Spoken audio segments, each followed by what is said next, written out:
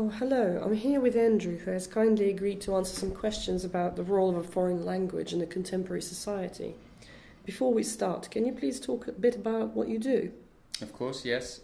So I work at the University of Hertfordshire. I'm a research assistant, so I support the ongoing research within the School of Humanities, support staff in their research outputs, and also support some of the projects that we have, many of which we have students involved as well, international students. And before then, previously I worked as an administrator for the pre-sessional English course here at the university, where students obviously do a preparatory course in English to help improve their level of language ready for their bachelor's or their master's courses here. Yeah, that's the course I teach on, actually. All right. My first question to you is, what other language do you speak apart from English? So I speak conversational French, so good. I can get by in France. I can order a meal and whatnot. So Okay, and what are the phrases you still remember from school? I guess school is where I really started to learn French. So I've got the main phrases I remember are the standard simple phrases from school learning. So comment t'appelles-tu? All right. Ça va? These kind of basic phrases. And for German as well, I distinctly remember the weather-related questions. Well, that's interesting. I'm learning something in Chinese now related to weather, and it's a little bit trickier to remember, actually, or to memorize the words, because you can't really associate them with anything, with any other language. I think actually with German especially, because I guess it's the words and the phrases that we discussed outside of the classroom that I'd remember. So there was like a common phrase, like we would say something like "Ja in der Küche," which is like yes in the kitchen, which means nothing, but we used that phrase quite a lot outside of the lesson. So it's like that phrase I guess sticks with you, doesn't it? Yeah, that's true. All right. And when did you start learning it? You said at school. How old were you? So we did a little bit of French in primary school in the final year, but so in year 6, but I started learning it properly from year 7, and I took it as a subject, as a GCSE subject. Oh, I see. And year 6, 9. Can you explain to my students what year 6 is? How old are you? So year 6, I would have been, I think, 9 or 10. Okay. And what we did is it was introduced to us as part of a French week at the university, where I remember we had a French buffet in the canteen, and we had like goat's cheese and croissants and French meat and French ham, and kind of through the experience of eating the foods and talking a little bit about Paris and going on holiday, we were introduced with some of the language associated with that. So it wasn't a sit-down lesson, but it was part of a kind of a themed week. So, do you think the cheese inspired you to learn the language? It might have been. I'm not a big fan of goat's cheese, actually. So this is why I was wondering, at that age, you like cheese. My children would never touch it. I don't know. I think that was the same year that I went on holiday in France. I went with my family and another family. We stayed in France for 2 weeks. Nice. And I guess that was my real first exposure to France and the French language, and I kind of use it as an opportunity to practice goat's cheese. So what was the first word you learned in French? Do you remember? It's probably bonjour. Oh, bonjour, really? Do you know what mine was? Something like, don't forget to take your umbrella. N'oublie pas de prendre ton parapluie. Parapluie, ouais. Which is really bizarre. Yeah, your accent's very good. Okay. And so you obviously practiced French in France, or you didn't? Yeah, so I didn't do much learning of French between, I guess, the ages of 10 and 11 up till 13 and 14. It was only to GCSE when we go kind of on school visits, and I did I guess my first real experience and practice was when I did a week work experience in Nancy in Lorraine in eastern France, and that was like pure exposure. You work in a restaurant, so you have to, and I was very basic French, but it's like throwing in the deep end. That was my first real experience. Great. Did you enjoy it? I enjoyed it. It was stressful and crazy, and I'm pretty sure that I was being insulted in French behind my back for not doing the right thing, but it was a brilliant experience, and it's the kind of stuff that I'd recommend for people to do. Do you reckon, like a lot of people learn insults in other languages? Is that something you also learned while you were in France? Unintentionally, perhaps, yes. 'Cause maybe the insults were being aimed towards me. But I think that's something that's kind of classroom banter. There's often, like, if you ask someone what they say in a language, or what do you know in German, what do you know in Italian, and they'll either know the basics or they'll know some insults. And there's something fun. I guess there's something fun about that. But with its practical application, I don't know. But I don't actually, with French, I don't think I know too many actually. Maybe that's one of the part of my language that I'm lacking in, my insults. Because I've noticed a lot of students, they normally come up with swear words in this country. Or phrases, insulting phrases that they can kind of poke fun at. Because they sound funny, they say, and they don't really realise that they might be rude. Exactly, yeah. Okay. So, do you reckon that French is useful for British people? Yes. I think French, particularly because obviously we've got such a close... physically, we're very close to France as it is. Very easy to get to France. There's an awful lot of French people in London as well, so you'll find that you'll kind of cross paths with people. Whether it's I don't know whether it's more useful or less useful than it used to be. I don't know. I'm guessing. I would argue it's probably more useful now with Brexit because there's a. Yes. You wouldn't think that, but I think there is a need for us to be able to have negotiators and translators that can speak French and not rely on the European Union, I guess. Sounds like I read an article where it said if you don't learn a language, then obviously we're not going to have business with Europe because they will expect you to speak their language now because we're out pretty much. So I guess, I've always thought it's useful. Just generally, you open your mind up to new words and new ways of saying things, and it's a new perspective. So any language is useful, yes, French particularly. And actually, are you learning any other language at the moment? Not, I don't make a point to kind of sit down and learn a different language. For a while, I was improving my German a little bit, and I lived with a Japanese flatmate and learned a bit of Japanese and a little bit of Chinese, really basic stuff.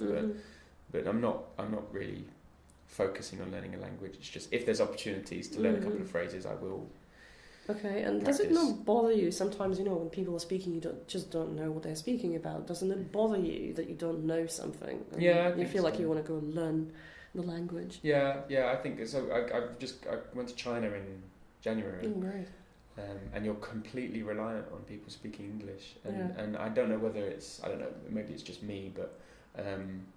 Maybe it's my British, I don't know, but I feel it rude, like you're completely reliant on their ability to be able to speak your language. And I think if you can show a little bit of effort, even if it's the basic stuff, then it'll go a long way. But it's frustrating when you can't speak someone's language. Tell me about it. I'm learning it now, but I find it quite difficult actually. Because, to be honest, all these tones, like 4 tones, sometimes you say one thing, apparently it's another. Yeah. So it's very confusing actually. Yeah. So you have to learn it in context, like in a sentence, rather than as a separate word. All right, I've got another question for you. Do you think that everyone should speak at least one foreign language? And if so, which language is the most useful? That's a good question. I'm not going to give you a simple answer, but yes, I would say foreign languages are really important and underrated. You read articles about how the importance of learning a different language. Like I said, it opens your mind. It opens, it opens up opportunities for you to be able to go to a different country and be able to speak well.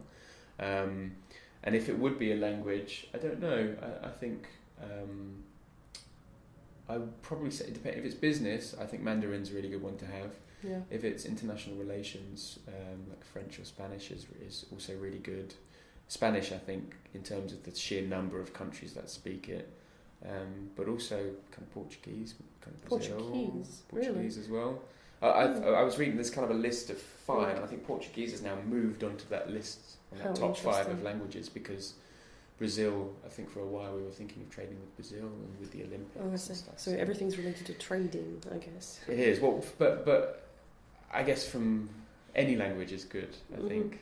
Any language is good because it gives you an excuse to go there as well. Of course, yes, and experience the culture. Exactly. Well, there's one more thing. I know that you are changing your jobs now.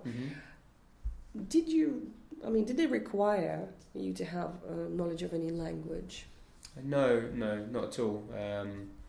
But interestingly, it has came up in previous interviews. I think seeing, even if it's conversational French, it kind of says something about the candidate. So it has came up and it's like, oh, you speak French, that's good. So I presume that French is the most popular language in the UK for job, like getting a job. I would say so. Either French or German. Or German, I think. Yeah. But I guess if it's talking about kind of London or business, then I imagine Mandarin. Like Chinese would be. How long would that take you to learn Mandarin? You know? I don't know. Years and years. Don't know. Yeah, I'm struggling with the basics. But it's interesting because I found out that a lot of people in the company, it's a consultancy I've been working in. Quite a few people do speak French, and conversational French as well. So not bad. It's bizarre. I'm not quite sure why that's. Maybe it's coincidental, but quite possible. Or planners like to learn French. I don't know. Okay, and obviously you've worked at this university for a long time. Now, has your department ever paid for you to learn a language? No, I don't think so. No, there's no formal agreement for language learning. However, I was offered the opportunity to sit in on French lessons at the university. So I guess that's not a formal agreement to pay. But when I was preparing for an Erasmus Plus trip to Saint Etienne in France, the languages department said, if we've got space, you can sit in on any of our lessons. That's good enough. Which is essentially paying for a session. But, exactly. All right. And so, in your view, what do you think the role of a foreign language is in today's society? I think it has a bridging role. It brings people together.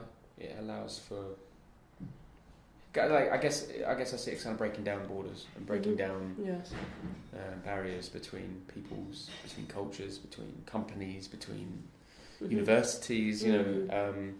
So language learning and foreign languages have such an important role, and actually it's quite sad to hear that it's not really cottoning on to the British population aren't perhaps seeing the value in it. Not yet. Not yet, at least. Not yet. So I think as a role, it's a bit of a cheesy answer, a bit of a Miss Universe answer, but it's like breaking down barriers. That's how I see it anyway. That's my experience of it anyway. It allows you to speak to people that you wouldn't normally be able to speak to, which is important. And which language would you recommend for the students to learn? Let's say Russian students that are listening to you right now. What language do you think they should be learning? Other than English, or other than English, yes, because obviously they're learning English. What other language do you think is important for Russian people now?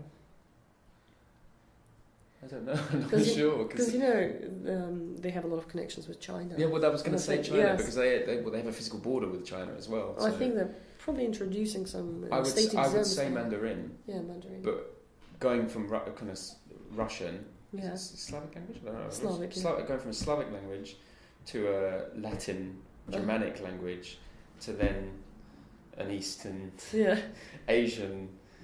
That's quite tricky. Would be a challenge. So I feel like I'm setting a lot of Russian students a ridiculous challenge if I'd say learn Mandarin. But having, I guess, thinking about where it's positioned, if you have the international business language, whatever, the language of the world is English, and then I guess the next language of the world is Mandarin, is Chinese. So you'd be well positioned to take on kind of future definitely opportunities. Okay. All right, and we're going to wrap up now. Before we do that, what would you want to say to people who are listening to you right now in terms of learning languages? In terms of learning languages, I'm not sure how common my experience would be of language learning. I think it's increasingly rare to find kind of a British school leaver who has a good, even conversational language, a foreign language. But I certainly see the value in language learning. It's just making the time to do it, to committing yourself to it. There are apps that you can use now to help remind you to learn languages. That's true. So there's opportunities out there to learn a language. There's no excuse, I guess, if it's something you want to do. If you see value in it, definitely pursue it and persist, because you won't know until you've done it and tried. And trust me, there's no harm in having that on your CV and having that as a tool to be able to communicate with the world. It gives you an advantage. It does. I think so. Yeah. All right. Thank you, Andrew. You're welcome. It's been interesting. Thank you for talking. Thank you. Thanks.